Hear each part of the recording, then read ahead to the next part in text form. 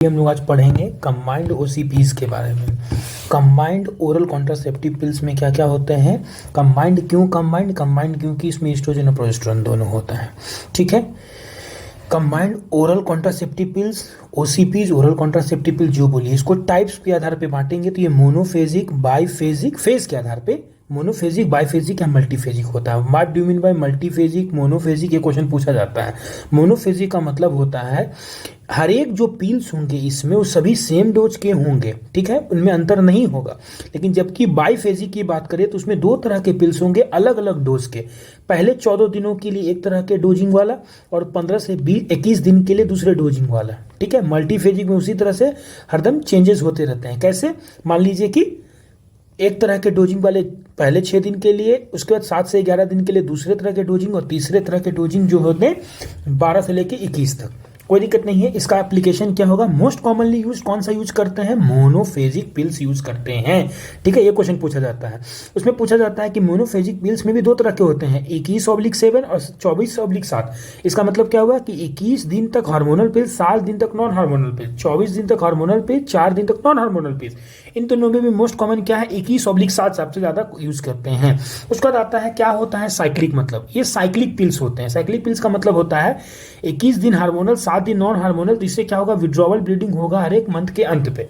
ठीक है, अच्छा, ये हुआ साइक्लिक का मतलब। एक्सटेंडेड साइक्लिक का मतलब 21+7 नहीं, अब ये लगातार 3 महीने तक दिया जाएगा। ठीक ना, 84+7 है, मतलब 84 दिन लगातार हार्मोनल और 7 दिन नॉन हार्मोनल।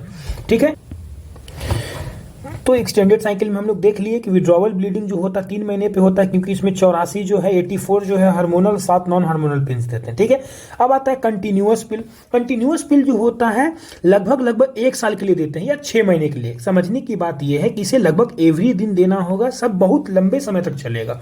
अच्छा, क्यों यूज कर रहे हैं आप, किस में यूज करते हैं, एंड्रोमेट्रियोसिस में यूज करते हैं, हाइपर एंड्रोजेनिज्म में जिसमें एंड्रोजन बहुत बढ़े हुए रहते हैं, या पीएमडीडी यानी कि प्री मेंस्ट्रुअल डिस्फोरिक डिसऑर्डर जो होते हैं उसमें यूज करते हैं हम लोग। ठीक है, अच्छा, इसमें क्वेश्चन पूछा जाता है कि जो ओसीपीज के डोज होते हैं वो किस पे डिपेंडेंट होते हैं, एस्ट्रोजन के प्रोजेस्टेरोन पे। याद करना है, लो डोजेज यानी कि dose depend on the estrogen component. Okay, and according to the dose they are classified into low dose, high dose, और आगे हम लोग और पढ़ेंगे कि अल्ट्रा लो डोज में भी आते हैं। ठीक है, एस्ट्रोजन कितना हो, लो डोज कब बोलेंगे, जब 20 से 35 माइक्रोग्राम एमसीजी माइक्रोग्राम हो तो हम क्या बोलेंगे, ये लो डोज है। हाई डोज कब बोलेंगे, जब 50 माइक्रोग्राम से ज्यादा होगा। ठीक है, और अल्ट्रा लो कब बोलेंगे, जब ये 20 माइक्रोग्राम से कम होगा। यानी कि 20, देखिए ये समझ लीजिए, यहां पे जो आएगा वो क्या हो गया, अल्ट्रा लो, यहां पे जो आएगा वो क्या हो गया, लो, और यहां पे जो क्या होगा, हाई। सिंपल, 20, 35, 50 है कि नहीं, ये सिंपल इतना रखना आपने को। ठीक है, आगे चलते हैं हम लोग। अच्छा, इसमें क्वेश्चन पूछता है कि आप जो एस्ट्रोजन कंपोनेंट यूज करें, मोस्ट कॉमनली एस्ट्रोजन कंपोनेंट क्या यूज करते हैं, हम लोग इसका आंसर देते हैं इथेनाइल एस्ट्राडायोल। ठीक है, इथेनाइल एस्ट्राडायोल, लेकिन और क्या यूज कर सकते हैं, एस्ट्राडायोल वैलेरेट या एस्टेट्रॉल। कभी भी ऐसे नहीं होगा, एस्ट्राटायोल मत मार दीजिएगा, एस्ट्राट्रायोल जैसा कुछ नहीं होता। एस्ट्राट्रायोल जो होते हैं हम लोग पढ़े प्रेगनेंसी में होते हैं, E3। ठीक है, अच्छा, उसके बाद क्या होता है, ये मैंने बताया, अल्ट्रा लो बोले या वेरी लो बोले, है ना, इसमें 20 माइक्रोग्राम से कम। ठीक है, start at A dose of, ठीक है ना। ठीक है, सबसे पहले जो हम लोग स्टार्ट करते हैं, देखो ये तो क्वेश्चन हो कि हम लोग जब भी स्टार्ट करते हैं ओसीपीज तो अपने को 20 माइक्रोग्राम से स्टार्ट करते हैं और धीरे धीरे हम लोग फिर बढ़ाते हैं, देन इंक्रीजेज धीरे धीरे। ठीक है, सिंपल। उसके बाद आता है जनरेशन ऑफ ओसीपीज जो होते हैं वो डिपेंड करते हैं प्रोजेस्टेरोन कंपोनेंट पे। फर्स्ट जनरेशन जो ओसीपीज होते हैं उसमें क्या होता है, नॉरइथिनड्रोन। सेकंड जनरेशन में क्या होता है, एलएनजी। थर्ड जनरेशन में क्या होता है, डेस्टोडिन डेस्टोजेस्ट्रल होते हैं। ठीक है, या नॉट जेस्टिमेट होते हैं। ठीक है, अच्छा, इसमें कोई पूछा जाता है कि मोस्ट कॉमनली क्या यूज करोगे, तो मोस्ट कॉमनली हम लोग थर्ड जनरेशन में भी डेस्टोजेस्ट्रेल यूज करते हैं। फोर्थ जनरेशन में हम लोग स्पार्नोलैक्टोन का डेरिवेटिव यूज करते हैं, ड्रॉस्पेरिनॉन। ठीक है, और डाइनोजेस्ट यूज करते हैं, या सिप्रो टेरॉन एसीटेट यूज करते हैं। इतना क्लियर हो गया अपने को। डोज ईस्ट्रोजन के कारण, जनरेशन प्रोजेस्टेरॉन कंपोनेंट के कारण, ये हरदम मैंने बताया है कि जनरेशन प्रोजेस्टेरॉन कंपोनेंट के कारण, डोज जो होता है लो डोज हाई डोज वो ईस्ट्रोजन कंपोनेंट के कारण होते हैं। ठीक है, अब हम आगे आ गए क्या चीज पे, एंड्रो। साइड इफेक्ट क्या होंगे, साइड इफेक्ट एंड्रोजेनिसिटी होते हैं। ठीक है, साइड इफेक्ट में अगर हम प्रोजेस्टेरॉन कंपोनेंट को लें तो मेरे पास क्या होते हैं, एंड्रोजेनिसिटी कैसी कैसी होगी उसको देखते हैं। सबसे पहले एंट्री एंड्रोजेनिक कौन होगा, फोर्थ जनरेशन। ठीक है, मिडिल एंड्रोजेनिक कौन होगा, फर्स्ट जनरेशन। लो एंड्रोजेनिक कौन होगा, थर्ड जनरेशन। ठीक है, और हाईएस्ट एंड्रोजेनिक कौन होगा, सेकेंड जनरेशन यानी कि एलएनजी। ठीक है, कोई दिक्कत नहीं। देखिए यहाँ पे एलएनजी क्या है, सेकेंड जनरेशन में है कि नहीं, ये क्लियर हो गया। अच्छा, इसमें कोई पूछता है कि अच्छा ये बताओ क्या थर्ड जनरेशन वाले लो एंड्रोजेनिसिटी रखते हैं तो क्या वेनस थ्रोम्बोइम्बोलिज्म भी लो रखते हैं? नहीं, सबसे ज्यादा वेनस थ्रोम्बोइम्बोलिज्म होने का खतरा किसमें रहता है दोस्तों, थर्ड जनरेशन वालों में रहता है। Simple as that.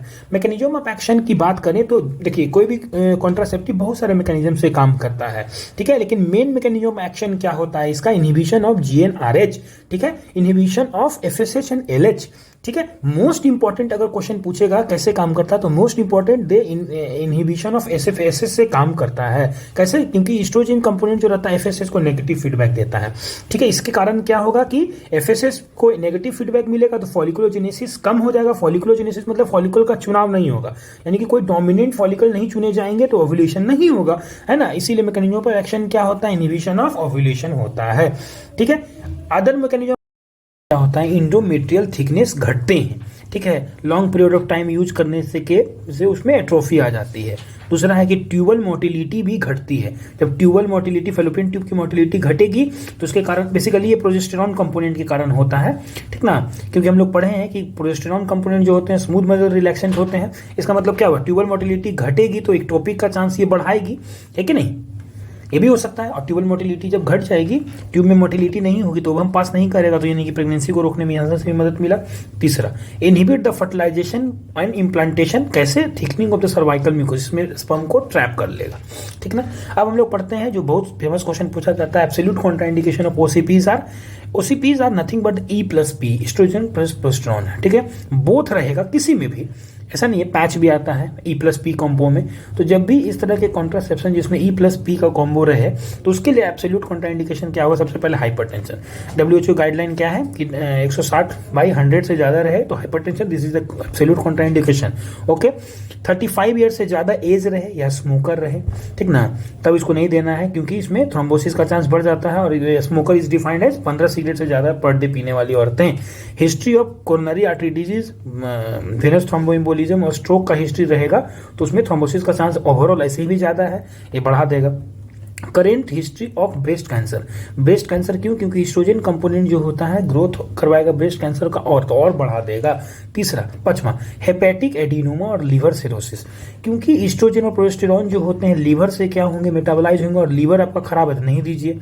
अगला, डीएम और वेस्कुलोपैथीज। ठीक है, सातवां, माइग्रेन प्लस और, याद रखें बिना माइग्रेन जो कि एलोन माइग्रेन है वो नहीं, माइग्रेन प्लस ओरा वाला होगा। अब आता है कि हम कॉन्ट्रासेप्शन के लिए थे लेकिन नॉन कॉन्ट्रासेप्टिव बेनिफिट हमको क्या क्या मिल रहा है। सबसे पहला डिसमेनोरिया यानी कि दर्द कम होगा क्योंकि ये साइकिल को एनहेबुलेटरी कर देगा, उसके बाद ब्लीडिंग भी कम होगा। दूसरा क्या करता है, ये रेगुलराइज करता है साइकिल को, मतलब कोई वोमेन आएगी इरेगुलर साइकिल लेकर के तो उसको रेगुलराइज करेगा। तीसरा, हिस्टोरिज्म या एकनी के साथ, एकनी को भी ये कम करता है। चौथा और पांचवा क्या है, फाइब्रॉइड और इंडोमेट्रियोसिस, इन दोनों में ब्लड लॉस को कम करके और पेन को कम करके करता है। ठीक है, छठा इसमें क्या होता है, छठा में ओवेरियन सिस्ट को, ओवेरी का जो सिस्ट है उसको नहीं बनने देता, नया नहीं बनने देगा, not current one. OCPs are not the treatment of ovarian cyst, rather it decreases the new formation. सातवां नंबर क्या है, बेनाइन ब्रेस्ट डिजीज में पहले ही बात कर चुके हैं एस्ट्रोजन कंपोनेंट के कारण। ठीक है, सातवां क्या होगा, पीएमएस प्रीमेंस्ट्रुअल सिंड्रोम में जो होता है HRT, as a HRT in primary amenorrhea में हम लोग यूज करते हैं।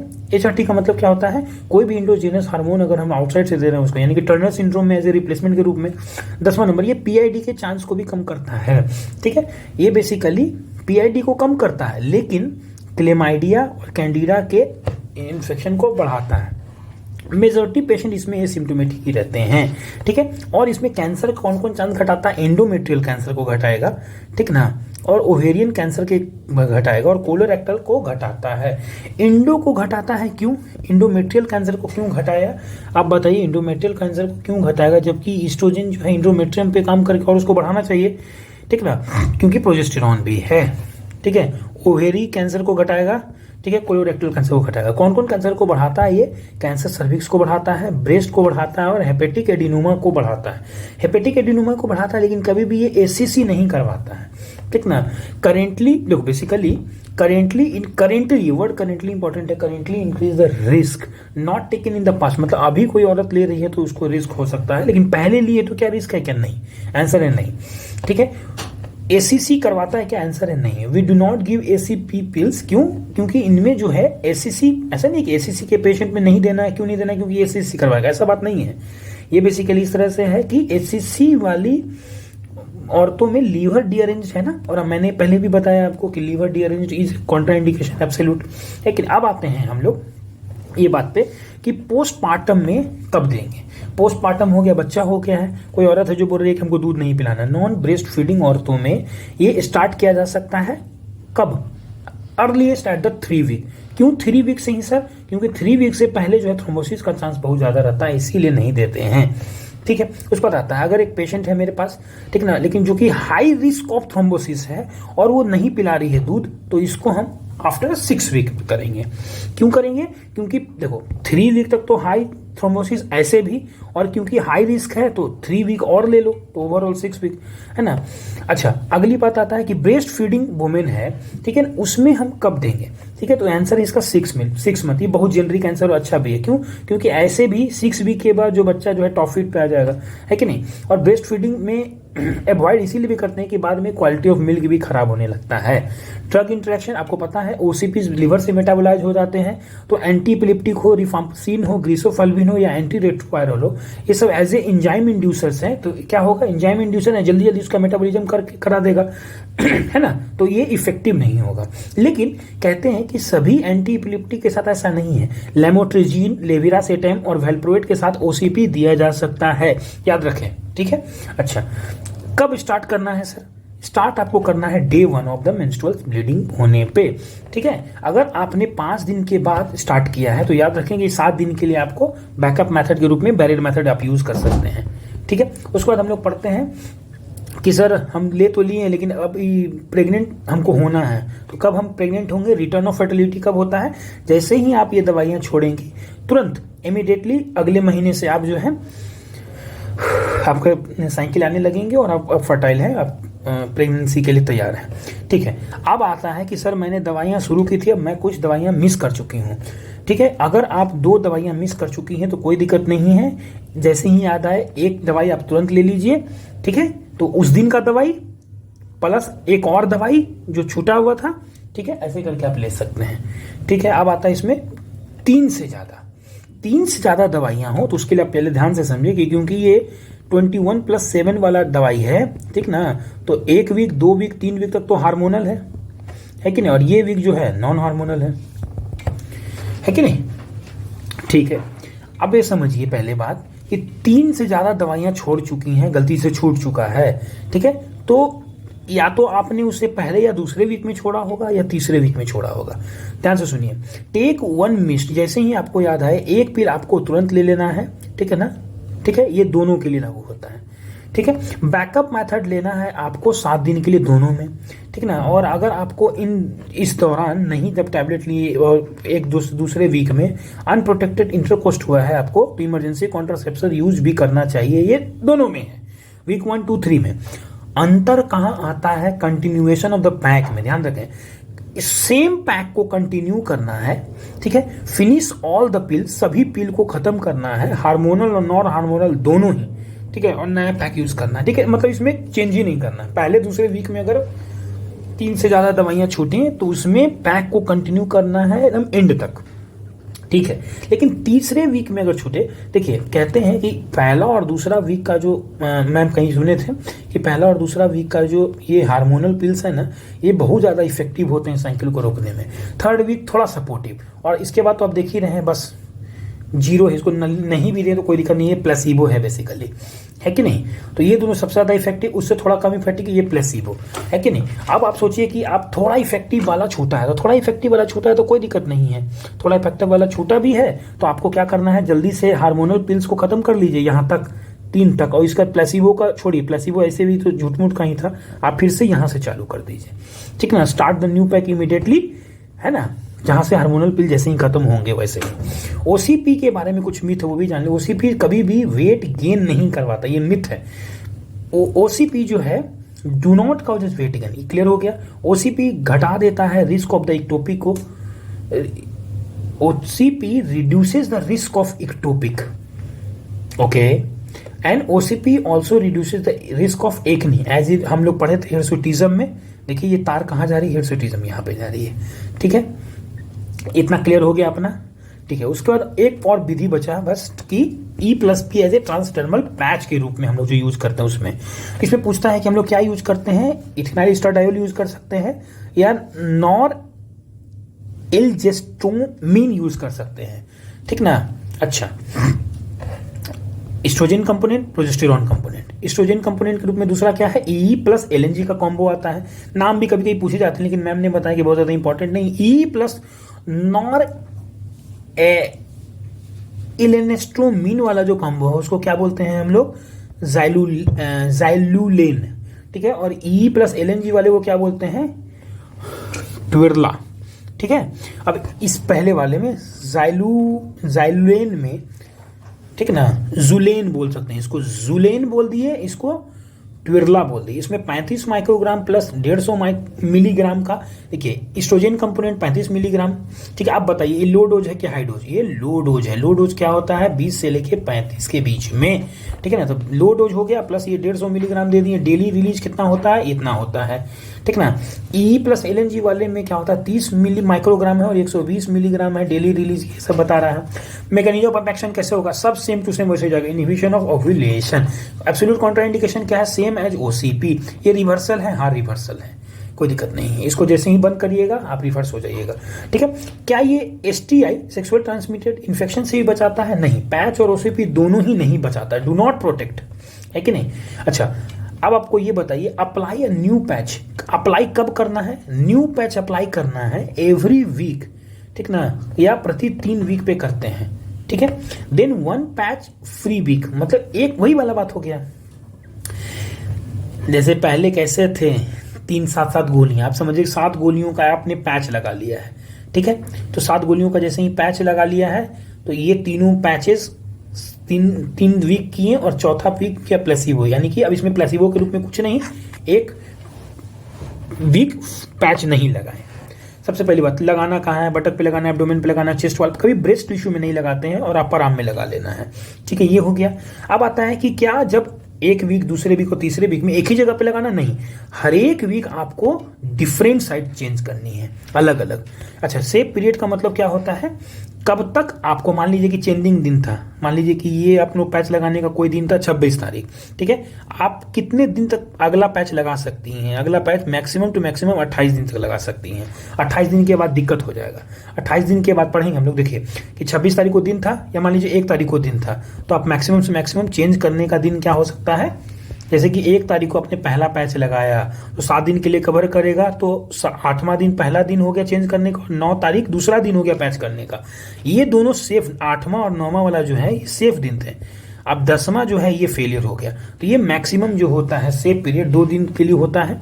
कोई बैकअप मेथड इसमें आपको यूज नहीं करना है चेंजिंग डेट में। लेकिन आपने 2 दिन से ज़्यादा फॉरगेट कर लिया है तो आपको अच्छा ये होगा कि बैकअप मेथड के रूप में आप 7 दिनों के लिए कुछ कॉन्ट्रासेप्शन ले लें। This is all about estrogen progesterone का पिल्स और patches. Thank you so much.